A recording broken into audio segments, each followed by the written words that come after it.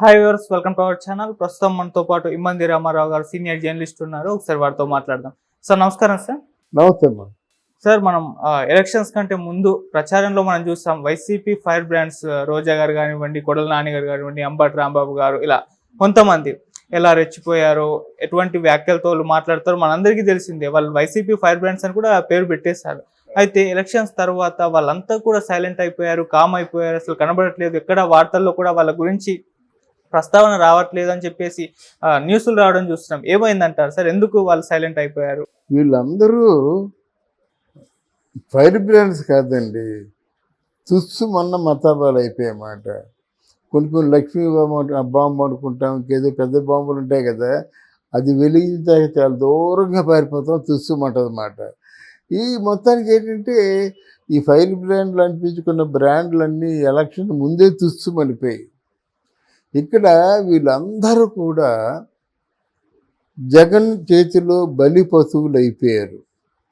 Fire brands అందరూ జగన్ చేతిలో బలి పశువులు అయిపోయారు. అంటే ఎవరు ఏ మంత్రి ఏ శాఖ నిర్వహిస్తున్నప్పుడు కూడా ఆ శాఖ తాలూకు విలువలు కానీ, ఆ శాఖలో ఉన్నటువంటి సమస్యాత్మకమైనటువంటి వనరులు చేకూర్చకపోవడం కానీ, ఇదేదీ లేకుండా అది అప్పుడు అసెంబ్లీ జరిగినప్పుడు కానీ, అసెంబ్లీ లేనప్పుడు కానీ, చంద్రబాబు నాయుడు మాట్లాడితే చంద్రబాబు నాయుడు ఇంక ఎంత మాట పడితే అంత మాట అనేయడమే. చంద్రబాబు నాయుడు అన్న పెద్ద మాట ఏంటంటే భువనేశ్వరి కోసం నింద వేయడం చరిత్ర క్షమించదు. రాజకీయంగా పోటాడండి. భువనేశ్వరి ఏం చేసిందండి? ఇకపోయినట్టయితే అక్కడ ఒక మహిళ తెలుగుదేశం పార్టీలోంచి వచ్చింది, ఇక్కడ చేరావు, ఏదో నీ బ్రతుకు తెరువు కోసం చేరావు, బాగానే ఉంది. తెలుగుదేశం పార్టీలో నువ్వేమీ సంపాదించుకోలేకపోయావు, వైసీపీ పార్టీలో సంపాదించుకున్నావు. ఎంత సంపాదించుకున్నావు అంటే జర్నలిస్టులే అంటున్నారు, నీ అనుచరులు అంటున్నారు, 1-2 కోట్ల పైగా సంపాదించుకున్నానని నువ్వే అంటే నువ్వు దాని ఇది మన అఫిడవిట్లో 100 కోట్లు అంటున్నావు. ఒక్కసారి ఎలాగ 100 కోట్లు వచ్చాయో తెలియదు. ఒక్కసారి ₹1,00,00,000 వాల్యూ చేసిన 10 కార్లు ఎలాగ వచ్చాయో తెలియదు. ఒక్కసారి హైదరాబాద్ పరిసర ప్రాంతాల్లో ఉన్న 12 విల్లాలు ఎలాగున్నాయో తెలీదు. ఒక్కసారి ₹40 కోట్ల పలానా అంటే వాళ్ళకి విరోధులు. జగన్మోహన్ రెడ్డికి విరోధి ఎవరు? రామోజీరావు గారు. వాళ్ళ మార్గదర్శిలో నువ్వు సిట్ చేస్తావా? అంటే అక్కడ ఆత్మవంచన చేసుకుంటున్నట్టే కదా. తమ్ముడే పేకాడే కదా. డబ్బులు జగన్మోహన్ రెడ్డి నుంచి వచ్చినా సరే ఆ డబ్బులు దాచుకునే జగన్మోహన్ రెడ్డి కంపెనీలో కాదు కదా, అక్కడ రామోజీ కంపెనీలో అంటే దాచుకొని నువ్వు డబుల్ టంగర్ అయిపోయి 2 నాలుకల ధోరణి ఉన్నదానికి అప్పుడే అయిపోయావు. ఇప్పుడు నీ కొడుకు 1.5 కారు, వారం యాత్రికులను తీసుకెళ్ళిపోయి యాత్రికులతో డబ్బు కలెక్ట్ చేయడం, లక్షలు కొన్ని. అంటే ఇవన్నీ చేస్తే ఆ ప్రజలు కళ్ళు మూసుకొని అనుకుంటారా? పైగా వాళ్ళ కళ్ళ ముందు నిలబడడానికి కూడా అర్హత లేదండి. చంద్రబాబు నాయుడు కాళ్ళ ముందు నిలబడే అర్హత లేదు. ఇప్పుడు చంద్రబాబు నాయుడు అర్హత ఎక్కడుందండి?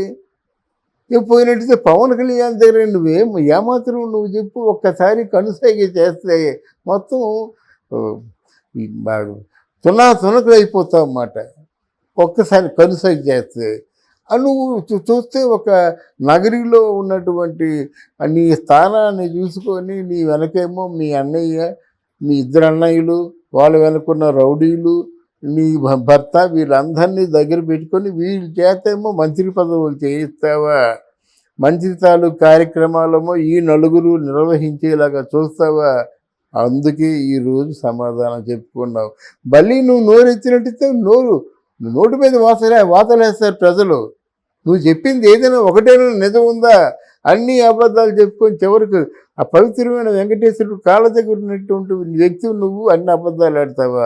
ఆ అబద్ధాలకి మూల్యం చెల్లించుకుంటుంది రోజా.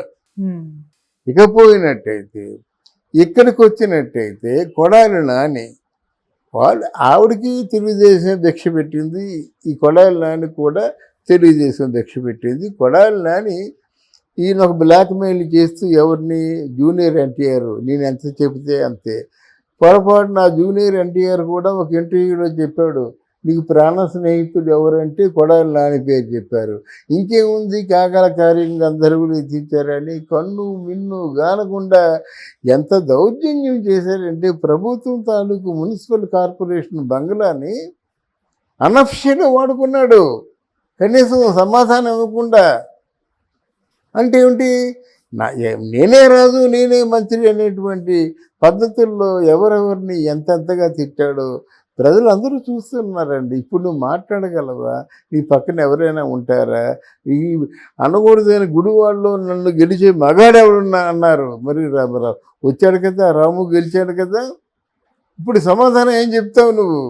ఎన్నికలు సజావుగా జరగలేదని మీ తాలూకు గురువు గారు జగన్మోహన్ రెడ్డి ఏం చెప్పారు అదే చెప్తావు, అంతకని ఇంకో మార్గం లేదు. నీ నోరు చూసి మంది అక్కడ ఆయన ఎవడో అనిల్ కుమార్ యాదవ్ మాట, ఆయన నువ్వు మాట్లాడితే చాలు చంపేస్తాను, నరికేస్తాను, కొట్టుకేస్తాను అంటాడు, తొడకొడతాడు. అదేంటంటే చివరికి నోటిపారుదల శాఖ అని మంత్రి అని పేరు పెట్టారు. నీటిపారుదల శాఖ కాదు. అసెంబ్లీకి ఎల్లో చెప్పాడు 1921 డిసెంబర్లోగా పోలవరం పూర్తి చేస్తా ఉన్నాడు. ఆ మాట అనేసరికి 72% పూర్తయి ఉంది. తెలుగుదేశం చంద్రబాబు నాయుడు పూర్తి చేస్తే ఆయన కలిసి మాట అన్నందుకు ఒక 1% కూడా పూర్తి కాలేదు. ఇప్పుడు ఇలాంటి బోగస్ కబుర్లు చెప్తే అందుకే ఆయన్ని పొమ్మల కంటే పొగ పెట్టి అన్నాసరావుపేటలో పెట్టాడు. మంది అంటే మామూలు కాదు, బలి పశువు చేసినట్టు చేశాడనమాట. ఇకపోయినట్టయితే పేరు నానే ఎంతైనా సరే నీకు స్వార్థం ఉండొచ్చు, ఎంతైనా అడుక్కొని తినవచ్చు, అంతగా పూర్తిగా నువ్వు అమ్ముడుపోవాలా? నీ వ్యక్తిగతమైన జీవితం కోసం మచిలీపట్నంలో అందరూ చేస్తారు. ఇక ముందు నువ్వు నిల్చున్నా సరే నీకెవరు ఓట్లేయరు. ఏదో ఫ్యామిలీని పట్టించుకుంటాడని కొడుకు అంటే పేరుని కృష్ణమూర్తి అంటే పేరుని నాని వాళ్ళ ఫాదర్ అన్నమాట. ఆయన మొత్తం అందరికీ అందరికీ తలలో నాలుగులాగా ఉండేవాడు, అందరికీ మంచి చేసేవాడు అన్నమాట. అటువంటి దేవుడికి ఎందుకు ఇట్లాంటి దుష్టుడు పుట్టాడో అసలు మచిలీపట్నంలో పూర్తిగా వ్యతిరేకం అయిపోయారు అన్నమాట. మచిలీపట్నం అందులో బాగా అందరూ కూడా నమ్మేసింది ఎవరినంటే మనస్ఫూర్తిగా పవన్ కళ్యాణ్ నమ్మారు. పవన్ కళ్యాణ్ మన అంటే ఎమ్మెల్యేని తెచ్చుకుంటాడు, ఎంపీని తెచ్చుకుంటాడు. అక్కడ పవన్ కళ్యాణ్ నించున్నాడంటే చాలు అలాగా.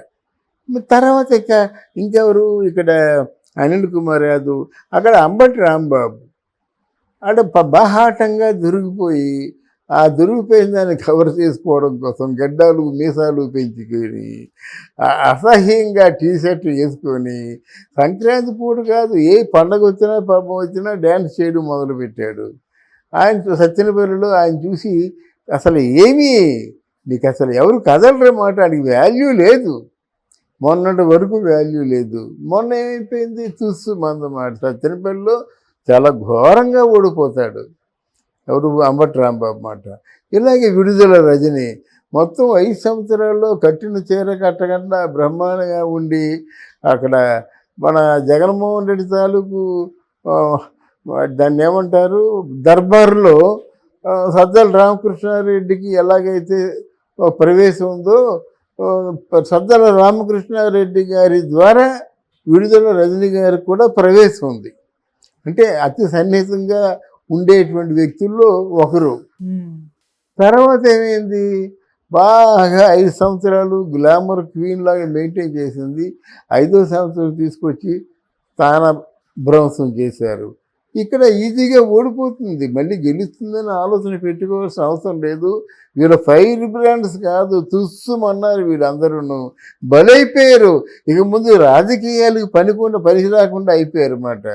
ఇక ముందు జగన్మోహన్ రెడ్డి దగ్గర కూడా రాజకీయాల్ని వెతుక్కుంటూ జగన్మోహన్ రెడ్డికి అనుచరులుగా ఎవరు ఉండరు. ఎందుకంటే ఆయన దగ్గరికి వచ్చిన వాళ్ళందరినీ తిట్టమంటారు, తిడితేనే డబ్బులు ఇస్తూ ఉంటాడు, తిడితేనే పనులు చేస్తూ ఉంటాడు.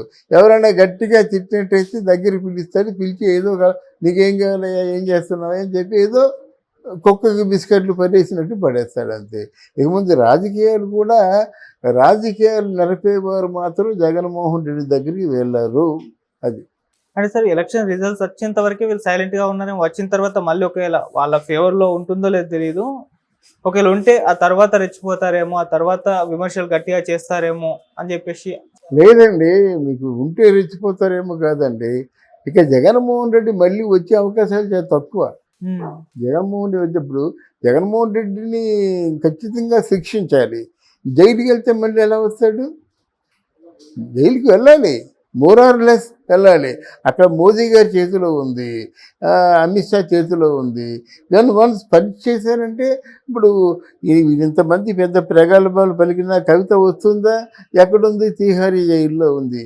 అలాగే ఒక్కసారి కోర్టుకి జైలుకి హ్యాండ్ ఓవర్ చేసిన తర్వాత మళ్ళీ రావడం కష్టం. మళ్ళీ జగన్ మెయింటైన్ చేసేలాగా బలగాన్ని మెయింటైన్ చేయడం భారతీయ తరం కాదు.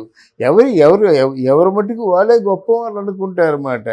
Next ఎవడున్నాడు alternative? బొజ్జ ఉన్నాడు. బొజ్జ మంచి స్పీకర్ కాదు.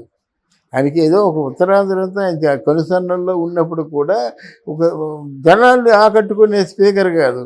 ఒకవేళ కామెడీగా మిగిలిపోతాడు అన్నమాట. ఇంకెవరున్నారు? వైఎస్ఆర్సీపీలు ఎవరున్నారండి? ఒకవేళ సజ్జల రామకృష్ణారెడ్డి మాట్లాడినట్టు దాన్ని ఎవడు ఖాతరు చేయడు. అంతకుముందు జర్నలిస్ట్గా ఉండేవాడు. ఆ భార్గవ రెడ్డి మీడియాకి ఏదో చీఫ్ ఇన్ఛార్జిగా ఉంటున్నాడు. అంతే తప్ప అంతకంటే ఏముందో చెప్పండి? ఎవరు లేరు, సమర్థులు ఎవరు లేరు.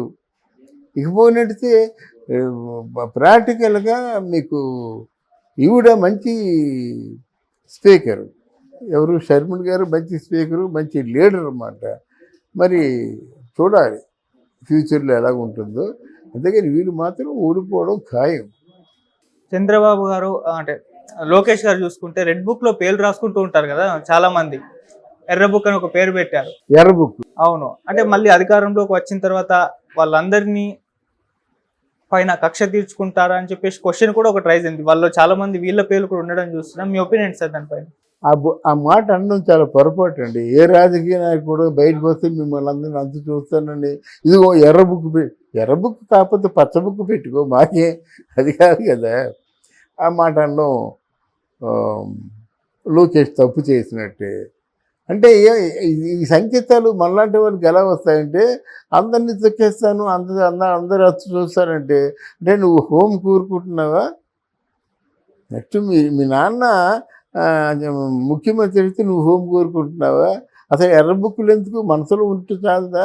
మీరు అంతగా గాయపడినప్పుడు బుక్తో పనే ఉంది. ఎర్ర బుక్కులు ఉంటే మనకి ఎక్కువ పవర్ వచ్చేస్తుందా? నీకు ఎక్కువ శక్తి వచ్చేస్తుందా? నీకు ఏ మినిస్ట్రీ అప్పచెప్పారో ఆ మినిస్ట్రీలో నీకేవో విలువలు ఉంటాయి. నీ విలువలు కూడా అక్కడ లాజికల్గా సైంటిఫిక్గా పోవాలి. కనుక ఆ మాట మాత్రం నేను ఆయనతో ఏకీభవించను. కానీ డెఫినెట్గా ఎవరైనా అన్యాయంగా అక్రమంగా ఒక భారీ ఎత్తున దోపిడీ చేసి తిరగబడ్డారంటే మాత్రం తప్పదు. రాజకీయాల్లో వాళ్ళు చంద్రబాబు నాయుడిని ఇంత 44 సంవత్సరాల అనుభవం ఉన్నవాడిని 53 రోజులు జైల్లో పెట్టారు కదా. తప్పదు, ఇలాంటి రాజకీయాలు మారాయి. ఎవరెవరి పగా ప్రతీకారాలు కక్షలు తీర్చుకుంటేది రాజకీయం అనిపించుకోదు. నేను దాన్ని సమర్థించను. వాళ్ళు ఆ విధంగా కత్తులు కటార్లు పట్టుకున్నారు. మీరు పట్టుకుంటే మీకు వాళ్ళకి మధ్య డిఫరెన్స్ ఏమిటి? వాళ్ళు ప్రజలు పట్టించుకోకుండా అలగా జనంలాగా వదిలేశారు. మీరు 5 సంవత్సరాలు ప్రజలు పట్టించుకోకపోతే ప్రజలు మరి జరిగే లాభం ఏముంది? ఒక పక్క అన్ఎంప్లాయ్మెంట్ పెరిగిపోయింది. అన్ఎంప్లాయ్మెంట్కి ఎందుకు కావాలి కదా. తర్వాత ఏంటంటే పొలాలకి సాగునీరు లేదు. ఒక పక్క పోలవరం ఆగిపోయింది, ఒక పక్క ఏంటంటే పరిశ్రమలు ఆగిపోయి, ఒక పక్క లోకేష్ బాబు చంద్రబాబు నాయుడు కట్టినటువంటి విశాఖపట్నంలో ఐటీ హబ్ ఉంది, మిలీనియం బ్లాక్ హబ్ ఒకటి ఉందన్నమాట. అంటే కొన్ని వందల ఆఫీసులు ఉండొచ్చు. వాటి మీద కాన్సన్ట్రేషన్ చేయాలన్నమాట. అవి రావాలంటే చంద్రబాబు నాయుడుకి పెద్ద టైం. ఒకసారి అలాగే ఫారెన్ అలా టూర్ వేస్తే కనీసం 200 కంపెనీలు వస్తాయన్నమాట.